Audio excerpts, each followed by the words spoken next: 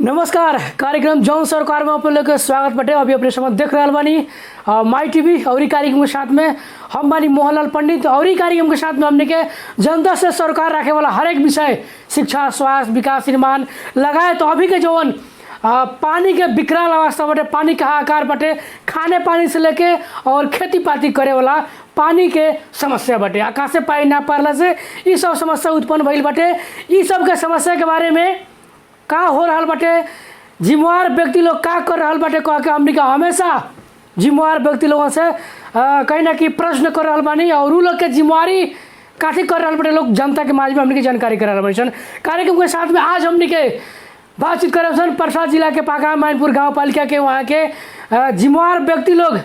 का कर रहा बटे, गाँव पालिका अध्यक्ष से लेके लगाए तो वहाँ के जिम्मेवार व्यक्ति लोग का कर रहा बटे, पानी के हाहाकार से लेकर के और विगत के दिन में और अभी तक हो रहा भ्रष्टाचार अनियमितता के बारे में भी पर्दाफाश हमने के करे सनी कार्यक्रम के माध्यम से। वैसे ही आज हमने के स्टूडियो में उपस्थित बानी नेकपा एमाले गाँव पालिका कमेटी के अध्यक्ष अखिलेश शाह जी, वैसे ही ओबीसी केंद्रीय उपाध्यक्ष बानी ओबीसी के, और वहाँ से हमने के जाने के चाहें कि अभी क्या अवस्था और गाँव पालिका गतिविधि के बाटे। स्वागत बा नेताजी कार्यक्रम में अपने के। धन्यवाद अपने के माई टीवी के जौन की आज हमने के स्टूडियो में बोले नहीं बोला, बहुत बहुत हृदय दिल से हमारा धन्यवाद बा अपने के। सबसे पहले गांव पालिका के अपने कमेटी के अध्यक्ष बानी एमाले के और अपने जिम्मेवार एगो व्यक्ति बानी वहाँ के, वहाँ गतिविधि के बारे में अपने क्या कहे के चाहें कि वहाँ के विकास गतिविधि, वहाँ के अभी के परिस्थिति कैसन का बाटे। देखिए, विगत पहले के सरकार रहे, अभी के सरकार परिवर्तन भइल, व्यक्ति के चेहरा परिवर्तन भइल, गाँव पालिका प्रमुख परिवर्तन भइल, लेकिन जौन अपेक्षा सोच के गांव के वासी लोग, जनता लोग, वहाँ के आदरणीय जन समुदाय जौन वहाँ विश्वास करके यहाँ के मेयर साहब के भी जौन जीते ही नहीं, लेकिन वो तुलनात्मक हिसाब से कोनो किसी में परिवर्तन ना भइल। कैसे कि कहीं भी सरकार परिवर्तन कर तो कुछ अपेक्षा कर कि इस सरकार असफल हो गई तो एक दूसर सरकार आई, चाहे दूसर कुर्सी पर आदमी आई, वार्ड आया दोसर आई, चाहे प्रमुख दोसर आई तो कुछ ओकरा से बेटर करी, लेकिन कुर्सी उहे बाटे, चेहरा चेंज हो, लेकिन विकास के मॉडलिटी चाहे जनता के सुख दुख चेंज ना हो। भ्रष्टाचार में एकदम गाँव पालिका एकदम लिप्त बाटे। ऐसे लिप्त कहल जाऊँ कि अपने देखत हो सामाजिक संजाल से लेकर वीडियो मीडिया में आ रहा बाटे मोबाइल खरीद, जैसे हमने अपने पहले कार्यक्रम में शुरू में कहने कि पानी के विकराल अवस्था बा। हमने के ग्रामीण भेग पड़ला, एकदम गांव घर पड़ला, शहर भी ना कि वहाँ के गांव के किसान लोग खेती पाती कह के अपन जीविका पार्जन करला, चाहे अपन बाल बच्चा के पढ़ाई से शिक्षा दीक्षा मतलब कोनो किस्म के वहाँ खेती पाती करके ही जिए के सहारा बाटे उ लोग के, किसान के गाँव पालिका वासी के। लेकिन आज देखी कितना अवस्था दयनीय बाटे, वहाँ मॉल खाद के अवस्था के बगैर आदमी मिलत नहीं है समय पर, मिलते नहीं है समय पर तो बात कर मिलते नहीं है। इंडिया से दाता लिए लोग आए तो प्रहरी प्रशासन ओकरा के अपराधी शैली में ओकरा के छीन झपेट कह के ओकरा के गुंडा गर्दी शैली में ओकरा के छीनत ताटे आ दुर्व्यवहार करताटे, भारत से लिया नहीं गए सकत। और नेपाल के जो स्थानीय सरकार के जो दायित्व बाटे कि अपना गाँव पालिका किसान के मॉल खाद जो सिंचाई के पानी के व्यवस्था करके उनमें उस सहयोग ना कह के उ लोग खाली मोबाइल खरीद, ईंधन में 44 लाख घोटाला, विभिन्न किस्म के शीर्षक अपने के बतैबे कर सब लिख के हम लियाल बानी, लेकिन जनता के वहाँ कोनो किसी में सुख नहीं के। अब सुनता नहीं एक दो दिन से कि गाँव पालिका के जनता किसान पानी के सिंचाई बिना केहू दुख सुख कह के तो खेत तो रोपनी कैलक, दमकल से पटा के, बोरिंग से पटा के, कोनो माध्यम से मोटर लगा के पटा के खेती कैलक, रोपनी कैलक, लेकिन अभी खेत एकदम फाट गई बटे और पानी ओकरा समय पर ना दिया तो वहाँ बाली के एकदम मतलब नष्ट हो जाए। उस समय के जनता के सेवा में रहे के चाहिए। हमने गाँव पालिका प्रमुख जी के गाँव में घूमे के चाहिए, कहाँ समस्या कैसे व्यवस्था हुई, सिंचाई में जाके समन्वय करे चाहिए कि कहाँ से हमने पानी नहर में नहीं आवत, लेकिन वो चीज़ छोड़ के वहाँ सुने में आवत टे। अब हम भी फोन कहीं फोन नहीं लागत, हमने गाँव पालिका प्रमुख सुरेश मेहता जी के फोन भी नहीं लागत, सिस्टम लगावल बा कि इंडिया के फोन ना लगेला, वहाँ के सुनता नहीं कि कालू परसों से भारत भ्रमण में बानी का ये अवस्था में एगो जिम्मेवार व्यक्ति गैर जिम्मेवारपन अपन गैर जिम्मेवारी के हिसाब से अपन पालिका छोड़ के भारत भ्रमण में गई बानी, ये अपने के वहाँ के अवस्था बाटे। अभी के स्थिति में देखा जाए तो पानी के समस्या प्रमुख समस्या बाटे का, जवाना सरकार पानी ना दे सकी, जनता के सुख सुविधा देवे ना सकी, उस सरकार के रहले ना रहले कोनो जनता के फायदा नहीं खे। अपने जवन कहनी भ्रष्टाचार अनियमितता के लिस्टे ले आइल बनी जी। ई काथी के लिस्ट है, काथी अपने भ्रष्टाचार अनियमितता काथी के प्रमाण रखले बनी, ई भी जनता में बता देल जाए। देखिए एगो अभी सामाजिक संजाल में केहू के लिखत था कि अखिलेश शाह झूठो मूठो के फेसबुक पर लिखले बान विरोध करतन आ एथी करतन। हमरा के देखिए 2-3 दिन पहले अपने हाँ। फेसबुक लाइव में भी बहुत सारा बात बोलनी है, का अपने सही बात बोलने वाली हूँ। अगर सुनी अगर फेसबुक मार्फत से सही ना बोल रही थी तो मैं लगभग 9,000 से 10,000 लोग हमारे वीडियो सुन ले बा, लगभग 1 से 25 से 30 आदमी में कमेंट कैले बा। उ कमेंट खोल के अपने के भी अनुरोध बाटे उ गाँव पालिका वासी के जे हमरा के वीडियो कहता गलत होता हमरा गलत लिखता रहन उ लोग के से भी अनुरोध बा कि कमेंट खोल के देखो लोग उ कमेंट में कितना प्रतिशत अखिलेश के सपोर्ट में बाटे, हम जौन बोलले बान ओकर पक्ष में, जनता के पक्ष में, आ कितना गाँव पालिका प्रमुख के पक्ष में बाटे उ प्रमाण देखावला उ एविडेंस बारे में हमरा लगे। हम काहे बोलले बानी, हम डाटा लेके आइल बना लिख के से कि ई डाटा जौन बाटे ई डाटा हमर लिखल ना है, ई सरले बन जरूर हम, लेकिन ई सब महालेखा परीक्षण के जौन ऑडिट हो गया और रिपोर्ट जौन ऑनलाइन में डाला जाला ओकर रिपोर्ट हटे सरकार से प्रमाणित है, सब प्रमाण बा। हाँ प्रमाण बाटे। कैसे कि अपने एक नंबर सुनी ई 2080-81 के बजट जौन देखी अभी 81-82 के तो अभी ऑडिट ना होइल, वैसे वेबसाइट में नहीं आयल, महालेखा परीक्षण रिपोर्ट में नहीं आयल, लेकिन 2080-81 के रिपोर्ट का कहते 9,99,000 लगभग 11,000 कम के 10 लाख के हाराहारी में मोबाइल सेट 43 सेट किनाइल बाटे। हम कहे के चाहता नहीं गाँव पालिका के जनता अपन मत के दिले बाटे, उ लोग मोबाइल खरीद करे खातिर दिले, उ लोग अपन मत दिले बा के उ लोग जीती लोग तो हमें गांव घर में किसान के दुख सुख में साथ सहयोग दी लोग, स्वास्थ्य में अवस्था सुधारी लोग, शिक्षा में सुधारी लोग, किसान के कृषि में सुधार करी लोग, लेकिन उ ना कह के उ लोग मोबाइल खरीद पहले एक नंबर हम बताऊँ मोबाइल में 10 लाख के खरीद भइल बाटे। ई महालेखा परीक्षण के रिपोर्ट हटे, केहू के अगर गलत लागत हो तो अगर निकाल ले में से डाटा मिली। दूसरा नंबर में ईंधन 44 लाख रुपया के ईंधन खर्च होइल बा 2080-81 में। उ 44 लाख के जब ईंधन खर्च होइल बा तो कम से कम गाँव कितना होके के चाहिए, कितना खर्च भइल बा एवरेज में, बेसी बाकी करो सही बात है। एवरेज में हमने के सुने में आता डाटा में समझ कोई नहीं तो 8 से 9 लाख साल के एवरेज होके चाहिए, लेकिन यहाँ 44 लाख बाटे तो जोड़ लेंगे 30 से 35 लाख रुपया में बेसी बा एवरेज से ज़्यादा। वैसे वो 35 लाख रुपया जो ईंधन खर्च होइल बा तो कम से कम 35 लाख के ईंधन से गाँव पालिका में 1.5 से 2 करोड़ के आमदनी होके चाहिए। कैसे उ ईंधन कथी में खर्च भइल, जेसीबी में भइल, टिपर में भइल, ट्रैक्टर में भइल, या तो गाँव पालिका प्रमुख चाहे हाकिम लोग मिल के उ डीजल के गलत बिल बना के भ्रष्टाचार कैले बाटे। एक चीज भी हो सकता नो, अगर जेसीबी में चल बा तो आमदनी दिखाओ लो, सरदारी कर लो कि हाँ 34-35 लाख जो एक्स्ट्रा डीजल पेट्रोल खर्चा भइल बा ओकर हमने के 1.5 करोड़ 2 करोड़ 3 करोड़ ये आमदनी भइल बा। कैसे ड्राइवरों के तलब बाटे, तेल लागत गाड़ी मरम्मत बाटे, तो खाली हमने तेल के हिसाब नहीं चाहिए, हमने जो 35 लाख के एक्स्ट्रा तेल खर्चा भइल बा वो ड्राइवर के तलब दिया था गाँव पालिका से, जेसीबी के मरम्मत के खर्चा में करोड़ लाखों लाख रुपया में मतलब जोड़ा जाए तो बहुत खर्चा बाटे, ओकर हिसाब किताब कौन किस्म के नहीं के। जेसीबी के घंटा के 2500 रुपया गाँव पालिका में एक क्यों ले जाता, वो में भेदभाव बा अपने जेसीबी में भेदभाव बाटे। कैसन का भेदभाव बा जेसीबी? भेदभाव आम सर्वसाधारण गाँव के आम किसान के फोन कैला पर जेसीबी ना जाई, उ जाई तो जे जीतल बा उ लोग के अपन नाता गोता में जाई 5 घंटा चलाई 6 घंटा चलाई तो 2 घंटा के बिल कटाई। लेकिन आम पब्लिक अगर जेसीबी मांगत ताटे तो ओकरा के एक दिन जेसीबी 1 घंटा के काम बा तो ओकरा 3 दिन के बाद ओकरा के समय दिया ताटे, वो बिल कटा के 3 दिन खोजता जेसीबी कहाँ बा, जेसीबी कहाँ था। तो जेसीबी के ड्राइवर कहलन कि प्रमुख जी से बतियाई तो फलना से बताए, अगर इंचार्ज फलना बाटे बतियाई, वो किस्म के भेदभाव बाटे। हम चाहता नहीं जेसीबी गाँव पालिका में सुशासन काम नहीं है, सुशासन एकदम भ्रष्टाचार में ओमे भी हम कहिए तो नहीं कि 6 घंटा चल रहा 2 घंटा बिल कटाव देता अपन नाता गोता के जनप्रतिनिधि के, लेकिन आम पब्लिक बाटे गाँव पालिका के जौन आम पब्लिक बाटे क्यों कोनो पहुँच नहीं के। चलो तो कितना बुझावे जाता कितनो आम पब्लिक हम कहे जाए सबसे पहले ई अपने के माध्यम से कि अभी भी सुनत हो लोग गाँव पालिका के प्रमुख जी लोग पदाधिकारी लोग आप जन बोर्ड के मेंबर लोग तो अभी से भी सुधार करो लोग, कैसे अभी वहाँ जाग चुकल बटे। अगर जेसीबी जौन भी किसान के काम बटे जब फोन करता तो कहीं काम में बाई तो काम के सल्टा के वहाँ पुए पड़ल, ई ना कि भेदभाव करे पर पहुँच नहीं के तो जेसीबी ना जाए काम नहीं के दोसर पालिका से जेसीबी लिया के वहाँ काम हो रहा बाटे। ऐसा अवस्था बाटे, ऐसा दुर्व्यवहार वहाँ होता जनता के साथ। और सब बुंदा और से अपने के जैसे उप मेयर जी के दोहरो सुविधा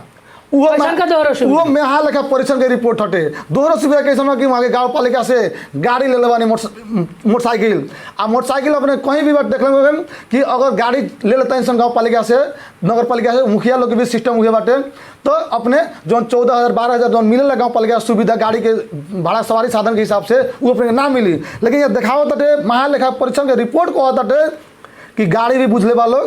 आ 14,500 महीना के वहाँ गाँव पालिका से इहो बुझले वालों तो महालेखा परीक्षण कह दिले बा कि अपने जो 14,500 ले बानी ओकरा फिरता करे पर के वो रिपोर्ट देख कहता असूल ऊपर करे कहले बा। वैसे ही गाँव पालिका प्रमुख जी के सेवा सुविधा उनकर सेवा सुविधा के कोनो हद हिसाब नहीं के कहीं जाता नहीं कहीं रहता नहीं यहाँ गाँव पालिका बिल पास हो रहा बट धमाधम। ऐसा ही हमने के DPR कोनो चीज़ के DPR बनेला तो वहाँ उस चीज़ के DPR जब बन गई तो संरचना बने के चाहिए। लेकिन आज तकले हमने गाँव पालिका में संरचना कहीं नहीं लोग बनल एगो बढ़िया नमूना संरचना कह जैसे हमने मधुबनी पैसा हो का जाता 3 साल के पैसा तो हो का अब अपने कहते बानी कि DPR के नाम पर करोड़ों करोड़ के लगानी भुगतानी DPR भइल बा DPR भइल बा जहाँ संरचना तैयार भइल बा कि ना कहीं एगो जगह में के भइल एगो हमने के अस्पताल के DPR सुनता से भइल बाटे वैसे ही कोल्ड स्टोर के DPR भइल बा लेकिन विभिन्न किस्म के DPR भइल बा लेकिन संरचना के जग तकले नहीं के उठल तो ओकरा के DPR के कोनो महत्व नहीं के। DPR के नाम में करोड़ों करोड़ के घोटाला भइल बाटे ओकर नहीं के भइल और DPR में काहे लगानी करम जब संरचना बनावे के अपना क्षमता नहीं के अपना बोर्ड डाले के क्षमता नहीं के चाहे बोर्ड असफल बानी तो DPR के भुगतानी हम कहे के चाहेम कि ओकरा के असूल कितना भेल बा DPR के भुगतानी सब कई बार DPR भेल बा और कितना भुगतानी भेल बा ई सब डिटेल्स बा कि ना आपे डिटेल एकर नहीं खिसल ले काहे गाँव पालिका प्रमुख से हम बिहाने परसों में भेंट करे वाला बानी एकर बुदागत हिसाब से ई तो हमके महालेखा परीक्षण के रिपोर्ट दिखावत बाटे लेकिन बुदागत हिसाब से के सूचना भी नहीं के मांग ले रहूगा गाँव पालिका से हम सूचना बिहाने परसों में मेयर साहब फोन करते हैं मेयर साहब फोन नहीं के लागत हम बिहाने परसों में करके सूचना गाँव पालिका मांगे कौन DPR कथी में कितना खर्चा भइल ओकर डिटेल लाम तो फिर अपने यहाँ से जो हाकिम साहब बड़ा सब कंट्रोल ना करते रहे सरकार के ई तो माने कर्मचारी हो तो ई लोग के देखे के चाहिए कि देखे के चाहिए कोनो नहीं उनका पूछल जाती कोई कह दिए अभी नायका हाकिम साहब तो गाँव पालिका के कथी बा नेपाल सरकार से लेके सब गाँव पालिका मिली भगत बाटे कैसे कि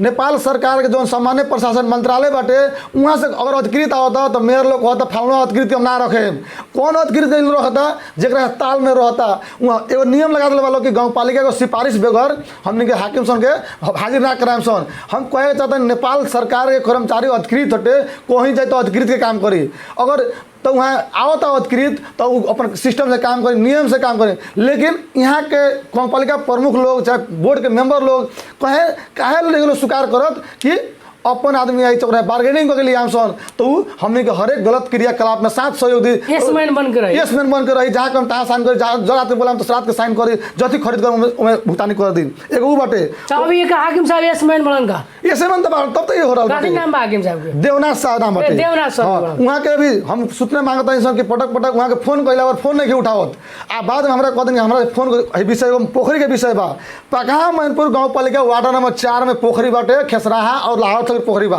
उ पोखरी के नाम में हम सूचना मांगनी मौखिक रूप से लिखित अब नहीं दिले मौखिक रूप से मेयर साहब से कहले बानी तो मेयर साहब कहलन थाहे नहीं खे जौन कि अपने था होई कि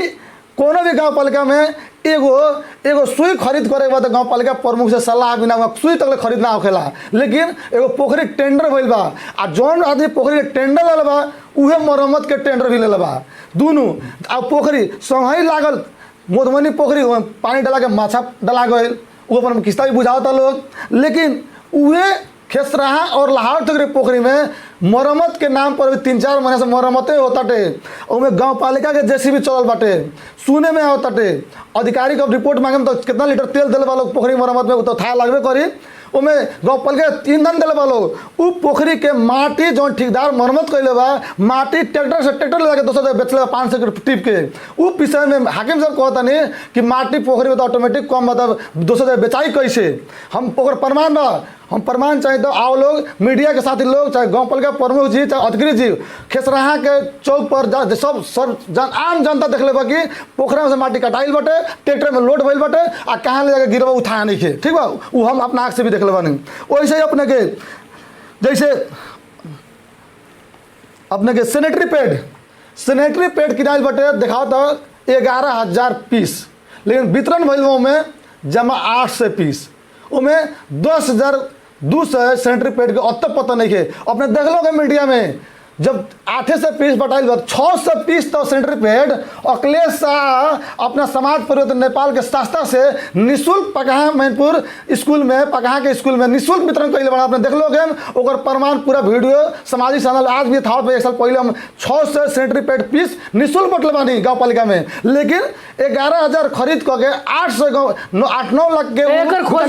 कैले बानी कि गाँव पालिका में जाकर के महालेखा परीक्षण के रिपोर्ट आयल बाटे। हमने तैयार करते हैं सन गाँव पालिका प्रमुख जी फोन नहीं लागत। हमने कहा खोज नीति में आगे बढ़ चुकल बानी सन। ऐसे ही औषधि के बात कह देते नहीं अपने के सबके था हुई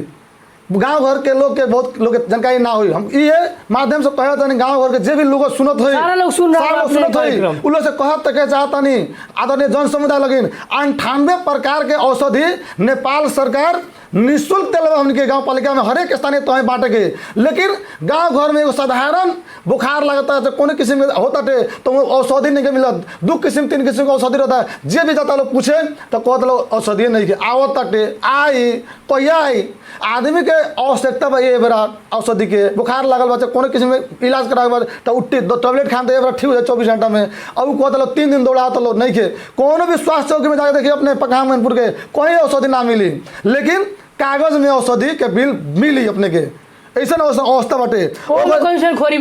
खोरी बा। जिंसी के सबसे ज्यादा घोटाला भइल बाटे जिंसी सामान खरीद में। जिंसी शाखा बाटे जे भी जिंसी शाखा के फाट के इंचार्ज लोग बाटे पहले को 2079 साल से हाल तक ले हमके मांग करल बानी सन कि जिनसे से कौन कौन सामान खरीद बा कहाँ वितरण बना आ कौन व्यक्ति यूज करता ओकर विवरण चाहिए हमके मांग करल बानी सर। ये हम अपने के माध्यम से सारा जनता के जानना चाहते आ सारा जन समुदाय के अनुरोध बाटे कि अपने लाइन जागरूक हो कि क्षण भर स्वार्थ रहते नातावाद कृपावाद और धर्म के नाम पर विभिन्न किस्म के लोग प्रलोभन पर के अगर मत देव लगन तो ऐसा भ्रष्टाचार हो डाटा बोलता और ये गलत हो तो हम हमारा पर कार्रवाई हम करे लगन हम भोगे तैयार बानी।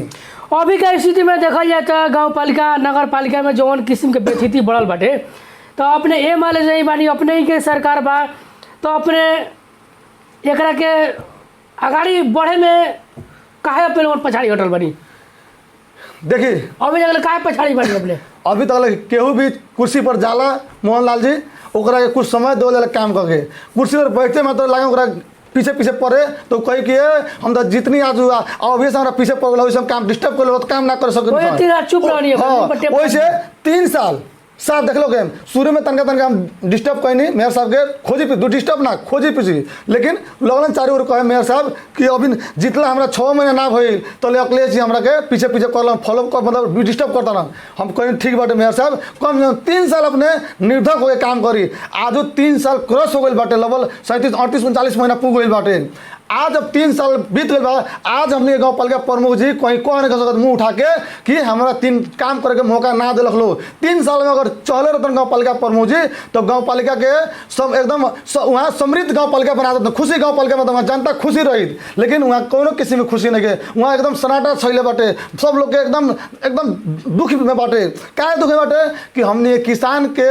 देखते नहीं कि वहाँ के सबसे पहले किसान के और शिक्षा के और स्वास्थ्य के 3 चीज के सबसे ज़्यादा अथी दुख बाटे हमने के। लेकिन और सब तो बहुत भ्रष्टाचारी नाम सुनेबे कोई नहीं है कितनों कुछ खाता लोग, लेकिन कम से कम 3 चीज में सुधार कैले तो वहाँ के जनता भी तनका सुन कह के मेयर साहब पहले तनका कुछ कैलन लेकिन कोनो किस्म के नहीं शिक्षा स्वास्थ्य में भी कोनो परिवर्तन नहीं है। शिक्षा की बात करिए अपने 14% आइल बा हमने के गाँव पालिका में जमा 14% इसी में रिजल्ट में 14% आइल बा। शिक्षा समिति बाटे गाँव पालिका में शिक्षा समिति हम ऐसे लाइव में भी कहले बानी शिक्षा समिति में कि तो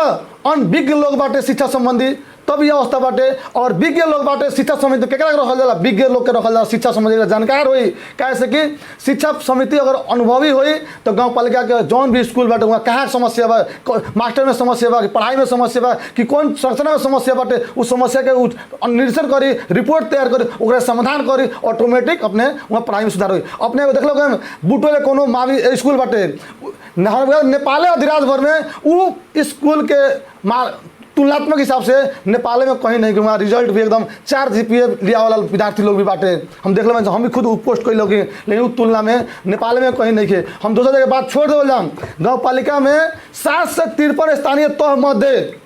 हमनी के गाँव पालिका बाटे वहाँ फुल बहुमत के सरकार बा। 27 आदमी गाँव पालिका 5 गो वार्ड बाटे जिसमें 27 आदमी वार्ड सदस्य मेयर उप मेयर मिला के 27 आदमी के प्रतिनिधि बा लोग। 27 आदमी में 24 आदमी नेपाली कांग्रेस से जीतल बा लोग। तो एक से पॉसिबल बहुमत कथी नेपाली कांग्रेस के मेरे बहुमत बा सरकार बा वहाँ, नेपाल भर से सबसे ज्यादा सरकार बहुमत बा वहाँ, लेकिन विकास के मामला में कोनो तुलना नहीं ई सब जो अपने बतैले बानी ई खोजी नीति होई एकदम होई। ई खोजी करे जाए के क्रम में यदि कोनो घटना हो जाता आ चाहे कोनो किस्म के बार्गेनिंग हो जाता जनता का समझिए अपने के भी सुनी बताओ जा मोहनलाल जी काहे अभी के ट्रेंड चल गेल बा, कुछ खोजी करी कुछ बार्गेनिंग करी मिली जुली सरकार बनाई खाई पी हो गेल बा। मोहनलाल जी अपने केस जनता खातिर केहू नहीं के कह के अभी माने पूरा जनता में बात बाटे नु ये सुनी मोहनलाल जी अपने से संपर्क भैला आज 2 महीना 4 महीना 6 महीना ना भइल लगभग 8-10 वर्ष अपने से संबंध में हमारा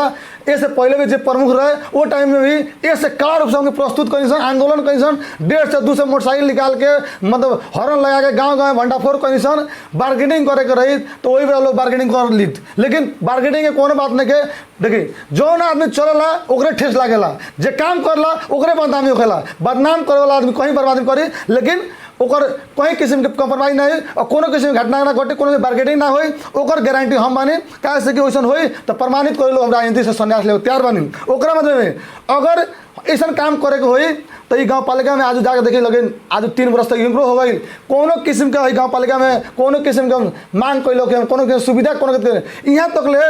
हमारे गाँव पालिका के हमारे गाँव के कुछ लोग के चापाकल में विभेद भइल ना मिलत रहे तो हम हाकिम से कहनी वो अपना खातिर ना हाकिम से कहनी कि कुछ गरीब लोग के छूटल चापाकल नहीं के मिलत खाए पानी के अवस्था वो लोग नहीं के घर में कल केहू के 3 दिन में कल दिया तटे केहू के कल नहीं के वो कल 1-2 आदमी के वितरण करवा दी हाकिम साहब तो कहलन ठीक बा फॉर्म भराइला नियम पूर्वक यहाँ के अपने चापाकल हमारा दी हम बाटे चाहे राजनीतिक कमीशन कोनो अवस्था नहीं के यहाँ तक ले जौन गाँव पालिका के नियम पूर्वक बाटे लाल पुर्जा नागरिकता के फोटो कॉपीज वहाँ फॉर्म दिहन गाँव पालिका फॉर्म में तोक लागता वो फॉर्म भर के चापाकल खातिर एगो चापाकल खातिर आज 6 से 7 महीने से गाँव पालिका फॉर्म उझाल बा। लेकिन मेयर साहब से ये बात कहले बानी सन तो मेयर साहब हो जाई लेकिन हो जाई कहते कहते फॉर्म उझाल के कर आदमी हो फॉर्म उजल जनता हटे के आदमी के जनता सबके हटे नो जनता चीन के दिया जाता है हाँ। अभी ट्रेंड बाटे नु सुनी राजनीतिक चुनाव लड़े से पहले हम जनता हम जनता खेला लेकिन जे जीतल प्रमुख ओकर गाँव पालिका में 25,000 जनता बाटे हमने पालिका में वो 25,000 उनका जनता हटे वो अगर सोच लिया तो आवे वाला दिन में दूसर के अवस्था खराब रही। लेकिन यहाँ विभेद होता वही से हमने आवाज उठावे पड़ता वो केहू के आदमी ना वो अन्याय पड़ल आम जन समुदाय हन ओकर आवाज पीड़ित के आवाज उठावे वाला अखिलेश साहब नहीं है। यदि अपने ये सब के आवाज़ उठाएम पीड़ित के आवाज़ उठाएम ये सब गलत चीज़ के आवाज़ उठाएम ओकरा बाद कोनो भी किस्म से अपने बैक ना होके वाला अवस्था है कोनो किसी बैक ना होके ठीक बा। ओकरा बाद अपने को और जानकारी कहे चाहते नहीं अपने कौन अपने के सरकार बटे ई पकहा मैनपुर गाँव पालिका में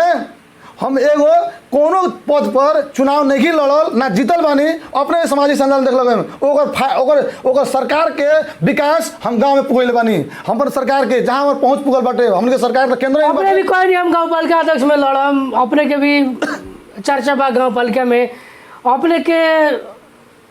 काहे लोग वोट दी अपने के ऐसा युवा है काहे लोग जिताई ऐसे आधार पर जिताई हमारा काहे वोट देवे के आधार कथी बाटे ऐसे मोहनलाल जी आधार बाटे कथी कहले बानी अपने ऐसे हाँ बहुत अच्छा बात कहनी है। हम फिर से अनुरोध करें कम से कम ये बात अपने लगिन एकदम ध्यान देकर सुनी लगिन मोहन जी के प्रश्न के सवाल की हाँ गाँव पालिका अध्यक्ष के हम तैयारी कर रहा बानी लेकिन लोग जनता हमारा काहे सहयोग करी काहे वोट दी काहे विश्वास करी आ दूसरा पर काहे नहीं करी ये माले में तो और लोग बनू हुआ हम पहले ये बात पर आवतन टुंगियावतन अपने के लोग काहे हमारा पर विश्वास करी जनता में काहे विश्वास करी ऐसे विश्वास करी कि आज पकहा मैनपुर गाँव पालिका में कोनो किस्म के कोनो जनता पर अन्याय अत्याचार होता टे तो वो व्यक्ति वो जनता हमारा फोन करता संपर्क करता चाहे हॉस्पिटल में होके चाहे प्रशासन में होके चाहे केहू के ब्लड चाहिए तो वो जनता खातिर रात के 12 बजे हो चाहे दिन हो 24 घंटा हम जनता के सेवा में लागल बनी आ इस सेवा देखे वाला लोग के ना हटे वो जेकर सेवा मिलता ओकरा मालूम हुई हमरा मालूम हुई। और विषय में विकास के मामला में जौन कहने सरकार के विकास तो हम प्रदेश से मैं सरकार हमने के मान के गठबंधन के केंद्र में सरकार बा केंद्र में बात हमर नहीं आई लेकिन प्रदेश सरकार से जाके अपना अनुगमन करी पकहा मैनपुर गाँव पालिका के वार्ड नंबर 1 में वार्ड नंबर 3 में वार्ड नंबर 4 में वार्ड नंबर 2 में ऐसे हर एक वार्ड में हमारे विकास थोड़ा बहुत बाटे आ खाली मुँह से नहीं कह कौन कौन योजना अभी संपन्न भेल वो भी जानकारी करे चाहता नहीं पकहा मैनपुर गाँव पालिका वार्ड नंबर 1 प्रदेश सरकार से लाके विकास कैले हाँ। कितना रकम से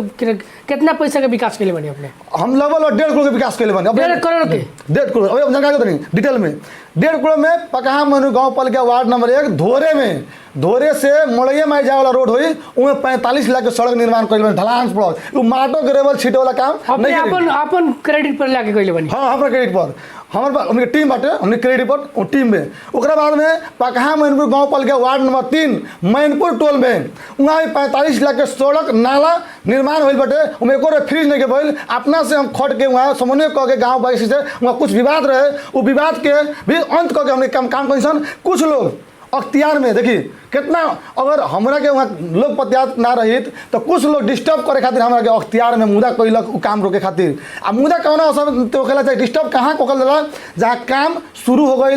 गलत काम होता टे वहाँ डिस्टर्ब कर देला चाहे रोकल देला कि काम गलत होता टे।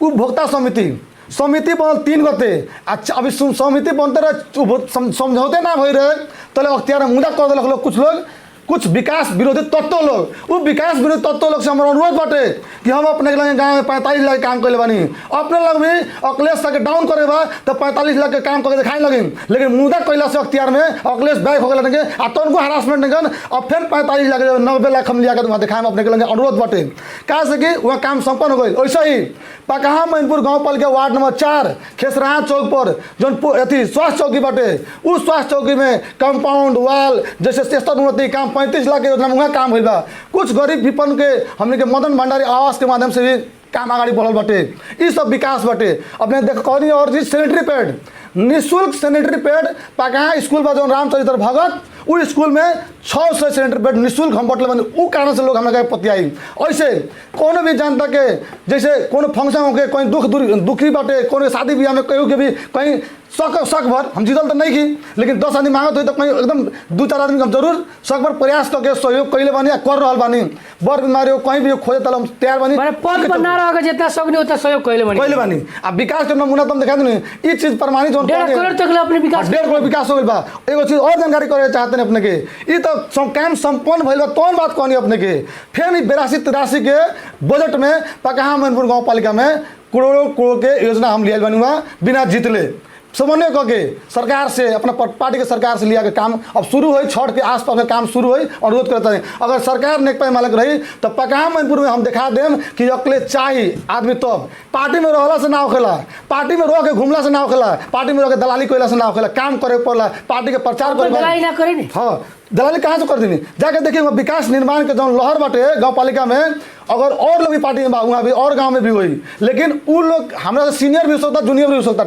तो वो लोग कहे नहीं गांव में विकास कर सको पार्टी में रह के उतने ना हम गांव में ना रही वीरगंज महानगर पालिका वार्ड नंबर 23 जहाँ यातायात के ट्रायल सेंटर बाटे वहाँ 2 तला के भवन हम पुष्पाकर माननीय पुष्पाकर से वो टाइम में नेकपा रहे वो पुष्पाकर अभी कलम छापे बाड़ी हमने के माले में रही उनका से पहल करके हम वहाँ 2 तला 30 लाख के 60 लाख के स्कूल में बैठ डालवा के जाकर 2 तला भवन बनवा वो हमारा पहल से भइल बाटे। हम कोनो पद में नहीं कि जब हमारे कोष कहीं पहल कदमी कोनो चीज़ पहल करें तबे हुई तो पहल करके 30 लाख 60 लाख यूँ कैल बनी। हम वीरगंज में भी हमारे कार्य क्षेत्र पहले रहे तो जाड़ के समय में कोरोना के समय में राहत वितरण कैल बनी जाड़ के समय में कमर वितरण कैल बनी और नीज बनावेला और केहू ना मोहन लाल जी हैं इस चीज़ के प्रमाण हमारे खोजे ना पड़े अपने टिकट टिकट कराऊंगे ना पड़े अपने खुद कोई रिपोर्टिंग कैल बनी कमर बाटे में कहीं अपना गई बनी हमारा साथे कोरोना के समय में अपना कहीं पानी टूंग हमारा समय घूमल बनी इस चीज़ के प्रमाण अपने लगे थावत बाटे वो के चलते भी विजन होके चाहिए काम करे हौसला होके चाहिए कहीं से आदमी कोनो किसी विकास करे सहयोग करे आ समृद्ध लिया गाँव पालिका में वो के चलते हमारे लोग पतियाई वहाँ अभी के पकहा मैनपुर गाँव पालिका के अपने के माले के बातचीत के पार्टी में और लोग बाटे लेकिन अपने के वहाँ अवस्था का बाटे जनता के चाहना जनता के विचार अपने का समेट रहा बनी। देखिए पार्टी और जनता के काम करें जनता मत दी पार्टी के आगाड़ी बढ़ाएं पार्टी टिकट दी तो पार्टी के आगाड़ी बढ़ावे खातिर हम क्या कैले बनी पार्टी हमारे काहे टिकट दी वो विषय में संक्षिप्त में हम अपने जानकारी देवे चाहते कि 2078 साल हमरा के वहाँ गाँव पालिका के पार्टी जिम्मेवारी देके भेजलक काहे भेजलक कि वहाँ नेकपा पहले नेकपा रहे नेकपा फूट गई 2 विभाग में हो गई तो नेकपा एमएलए और नेकपा आबादी केंद्र और नेकपा इस 3 गो पार्टी हो गई ओकरे बाद में वहाँ जितना लोग पहले का पुरान का जौन एमएलए में रहे जितना लोग 1-2 आदमी के छोड़ के सारा लोग चल गए, केहू माओवादी में चल गए, केहू माधव नेपाल के पार्टी में चल गए। तो पार्टी के लागल कि अखिलेश वीरगंज में सक्रिय बड़न काम करतन आ केहू कहीं माध्यम से था बोल के अखिलेश के पहल का पुरखौली घर हुआ है। तो पार्टी बुला के हमारे जबरदस्ती प्रयास करके 6 महीना से प्रयास कर लो, तू चल जा गाँव में राजनीति करूँगा, पार्टी बनाओ, हाई बनाओ, हो बनाओ। 6 महीना के प्रयास कर लो। ओकर जिकता जागता उदाहरण राजकुमार गुप्ता, प्रभु हजरा जी बानी, वहाँ लोग के बैठ के समन्वय कर लोग हमारे जिम्मेदारी देनी लोग। तो हम गाँव में गए नहीं, गाँव में हम गए नहीं, तो गाँव में उतना लोग हमारा चिंते ना रहे, हमें यथार्थ बात कहते नहीं। लेकिन आज गाँव पालिका में पहचान बनले भाई, तो हमारे काम से, हमारे मेहनत से, हमारे विकास से पहचान बटे और कुछ से ना। और वहाँ पार्टी बनावे क्रम में हमने कहीं ए माले ना लोग के यही हमने के गलत के क्रियाकलाप के विरोध में आवाज़ उठेनी सन, आदमी जुटत गई। यही दुख सुख के पड़े तो दौड़ धूप करी सन, उनके टीम रहे, युवा लोग के टीम रहे, दुख सुख में दौड़ी सन। ओकर बाद में आदमी जुटत गई। आज देखें हम जब 78 में गाँव पालिका संभाली, ओकर बाद चुनाव भइल, तो पहले जब ए माले रहे, पुरानका ए माले सब लोग रहे गोटा, तो 2074 साल में जहाँ 5 से मत मिले रहे गाँव पालिका प्रमुख के, वैसे ही हमने राजकुमार गुप्ता जी के अभी 5 से मत मिले रहे पालिका भर में। हम नेतृत्व कैनी गाँव पालिका पार्टी के, जाके पार्टी बने निर्माण करी। 6 महीने के बाद में जो चुनाव रहे 79 के, उस चुनाव में गाँव पालिका प्रमुख जी के 13 से 12 से 4 मत आइल। हमारा वार्ड में 180 वोट से बेसी कोई एमएलए के ना आवे। हम वहाँ नेतृत्व कैनी, तो मेयर के 4.5 से मत आइल और वार्ड अध्यक्ष के 5.5 से मत आइल। वैसे 12-13 से मत आइल हमने के पालिका में। कम से कम एक उदाहरण लोग बताते कि पहले 5 से हम नेतृत्व कैनी, एमएलए गोटा रहे तो 5 से ई सब अपने के मेहनत कैनी, ओकर बाद बढ़ल ओकरा बाद कहते जनता विश्वास कैल हिमालय प्रति। ओकरा बाद भी कहते नहीं। फिर स्थानीय चुनाव के बाद हमके लागल कि इतना से हमने के मत से हमने के गाँव पालिका के संसद के नेतृत्व ना कर सकम सन, हमें लागल। तो हमने के टीम बैठी सन, हमने क्या करें सब अभियान चले सन। जितना भी चुनाव पीड़ित लोग रहे, अन्य पार्टी से लड़े रहे, उ लोग के नेकपा मेल में प्रवेश करे सन आ लिए सन, आ लिया के पार्टी आज मजबूत करी सन। और बाद में आज राजकुमार गुप्ता जी के 32 से पालिका मत मिले, पहले 5 से मिले रहे, आज 32 से मिले बाटे निर्वाचित हो 32 से मत लेके। और 32 से मत निर्वाचित हुई नहीं, कांग्रेस के जीतते हुए भी कांग्रेस से 6 से 6.5 से 7 से मत हम लीड कर पकामनपुर। अंतिम काउंटिंग 3 नंबर क्षेत्र के अंतिम काउंटिंग पकामनपुर भैल आ लीड वहाँ से भैल, निर्वाचित भी गाँव पालिका करैलक तो हमें पकामनपुर। वो के चलते पार्टी देख रहा बा, पार्टी डाटा देखी कि के वहाँ नेतृत्व कैलक, कितना पार्टी के फायदा भइल, के नेतृत्व कैलक, कितना प्लस पर वोट भइल, ये सब पार्टी समग्र रूप से देखी, ओकरा मूल्यांकन करी। वो के चलते हमारा विश्वास पार्टी भी करी। आ जनता के तो काम में तो हम राजनीति लागले बानी, आ विकास में लागले बानी। वो के जनता भी विश्वास करी, पार्टी भी विश्वास करी, आने वाला दिन में हमने के वहाँ सफलता मिली। अब बताओ अंत में अभी के समस्या अपने नेकपा एमाले के सरकार में अपने के प्रधानमंत्री जी अपने ही के बड़न किसान लोग के अनुगमन करते रहे, सारा फोटो में लोगते बाटे। लेकिन अपने ही बताइए पानी के समस्या कैसे समाधान करें, वहाँ के का पहल करें अपने जगह पद में ना रह के पहले अपने जनता के सेवा कैले बनी, ये पानी के बिखराव समस्या में कैसे सेवा करें कि जनता के अपने के वहाँ किसानी हुई, खाने पानी के माने वहाँ पूर्ति हुई, क्या करें अपने? देखिए हमने के खाने पानी मंत्रालय से मंत्री से ये माध्यम से अपने के खाने पानी मंत्री प्रदीप यादव जी हमके प्रसिद्धि लगे बानी, वहाँ के हम फोन कैले बानी, फोन नहीं उठल, कहीं व्यस्त होके हम समन्वय कर रहे बानी खाने पानी मंत्री से। ऐसे प्रदेश सरकार में खाने पानी मंत्री ए माले के खाने पानी मंत्री अगर रहतन तो हम अभी तक ले कुछ ना कुछ वहाँ राहत दिवा दिल थी। हमारा गाँव पालिका में बहुत टोल में पानी कल सूख गल बा, लोग सोचता कि खाली वीरगंज शहर में ही पानी सूखल बा, लेकिन वैसा अवस्था नहीं है। पकहा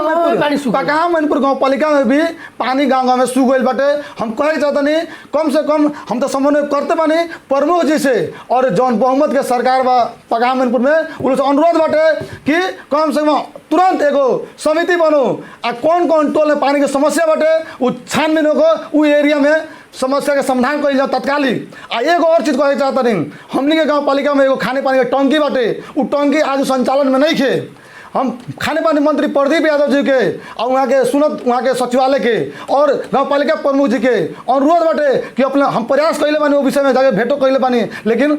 लागल कि स्थानीय सरकार और संघ सरकार के समन्वय में ही संचालन हुई कह के लागल, हमारा विश्वास पहल कोई नहीं, लेकिन आगे काम ना बढ़े सकल। हम अनुरोध करे चाहते गाँव पालिका प्रमुख जी के अपने चली, हमने पूरा टीम चले तैयार बाटे और खाने पानी मंत्री से बैठ के वहाँ के तत्काल समस्या समाधान भी करे पड़ल। आ जौन खाने पानी टंकी बाटे जौन संचालन नहीं के ओकरा के संरचना संचालन करे खातिर कितना बजट छुटिया पड़ी क्या करे पड़ी। हम अर्थ मंत्री जी भी हमके पार्टी वाले अर्थ मंत्री से हम तक भेंट करें आ खाने पानी मंत्री समन्वय करके वहाँ बजट निकास कराइल आवे वाला दिन के भी समस्या समाधान करके चल आ ई जौन समस्या तत्काल ओकरो समाधान करेला अनुरोध करता नहीं। हम उ लोग से हाथ मालो कैले करे के जौन पालिका प्रमुख जी तैयार बनी सरकार से होई केंद्र सरकार से होई प्रदेश सरकार से हम हाथ में करे के आगे जोड़े तैयार बनी। कैसे बोरिंग कहला चीज हमके मंत्रालय में ना होला चलते हम अभी तक में सरकार सुखीन पीछे बानी। चलिए बहुत बहुत धन्यवाद। अंत में सारा जनता है कथी कहना चाहें अपने आप पहले बहुत ज़्यादा बीरगंज में सक्रिय रहनी और अपने गांव में सक्रिय बनी और फिर से बीरगंज हम खाली गांव में रहम कि अंत में इन सब के विषय में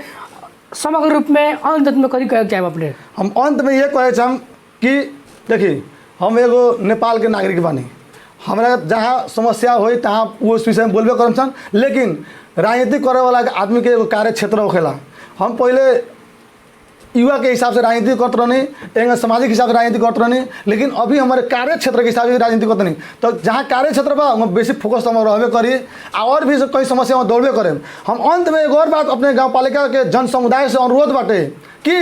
आने वाला चुनाव में अपने लगे बहुत आदमी देखनी एक आदमी पहलू आई रहे एक आदमी अभियो आयल बाटे दोनों आदमी देखने लगिन आ दोनों आदमी के 5 साल एक आदमी के 3 साल के 8 साल के पीरियड में कोनो किसी में गाँव पालिका में 5 गो हम ये लाइव के माध्यम से कहते हैं 5 गो लोग काम कैलो के तो चैलेंज बा दोनों प्रमुख जी के कि 5 गो काम करे 5 साल में दिखा दे लोग हई काम हम नमूना कैले बानी हम लोग सहयोग करे तैयार बनी। अगर नहीं लोग करे नहीं लोग कैले विकास 5 गो नमूना काम तो वो लोग कुर्सी पर आवे वाला दिन चुनाव लड़े के कोनो नैतिक अधिकार नहीं और अपने लगे से अनुरोध और कथी बाटे कि अपने लगे हमरा से जौन भी किस्म के साथ सहयोग हमारा से होखे वाला बाटे प्रहरी प्रशासन हॉस्पिटल या विकास निर्माण भौतिक पूर्वाधार मंत्रालय जौन निर्माण के मंत्रालय वो माध्यम से कोनो विकास के सहयोग चाहिए तो हम तैयार बने। और आवे वाला चुनाव में अपने लगे दारू मासू पैसा और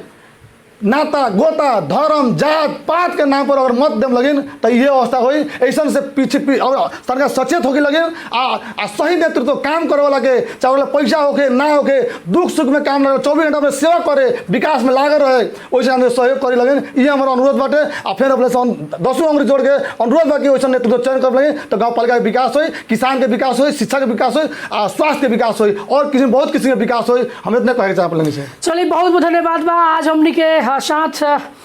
परसा जिला के पाका मैनपुर गाँव पालिका के एगो युवा नेता और नेकपा एमाले कमेटी के गाँव पालिका अध्यक्ष और ओबीसी के केंद्रीय उपाध्यक्ष और जनता के काम में हमेशा सक्रिय रहे वाला युवा नेता हमने अगले जी से बातचीत भइल। अब ये खातिर बहुत बहुत धन्यवाद। वहाँ के और भी आगामी गतिविधि हमने के ई कार्यक्रम के माध्यम से दिखाते रहें। अब ये खातिर बहुत बहुत धन्यवाद। नमस्ते।